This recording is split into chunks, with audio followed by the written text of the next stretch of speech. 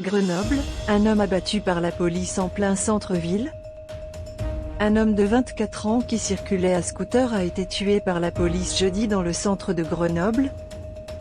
Un homme de 24 ans, qui circulait à scooter avec un passager armé, a été tué jeudi 7 juillet en fin d'après-midi par la police dans le centre-ville de Grenoble, a appris l'agence France Presse de sources concordantes. Une source policière a indiqué que le conducteur du scooter, vêtu d'un gilet pare-balles, circulait en compagnie d'un passager armé d'une arme longue. Ce dernier a commencé à braquer son arme en direction de policiers, qui ont tiré à 2 reprises, touchant le conducteur à la tête.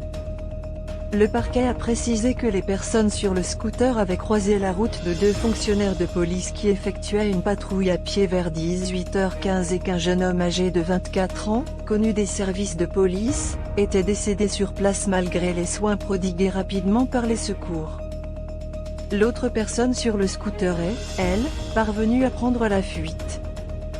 Une arme de type Kalachnikov chargée a été retrouvée sur les lieux, dans le secteur du quartier Hoche, a encore précisé dans un communiqué le procureur adjoint de Grenoble Boris Dufaux.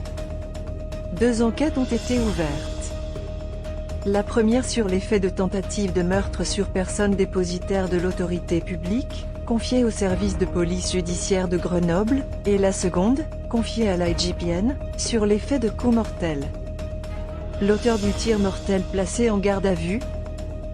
Le policier qui a fait usage de son arme a été placé en garde à vue et devrait être entendu dans la soirée par des enquêteurs de l'IGPN, a ajouté Boris Dufaux, précisant qu'une autopsie serait réalisée vendredi matin. Une autre source policière contactée par l'agence France Presse a indiqué que, selon les premiers éléments de l'enquête, il s'agit de faits de droit commun, pas du tout de terrorisme. Le théâtre des faits, situé en plein centre-ville, a été entièrement bouclé jeudi soir. Un cordon de sécurité a été établi, en milieu de soirée, quelques dizaines de riverains et de passants ont été maintenus à bonne distance par de nombreux policiers, a constaté sur place une journaliste de l'agence France Presse.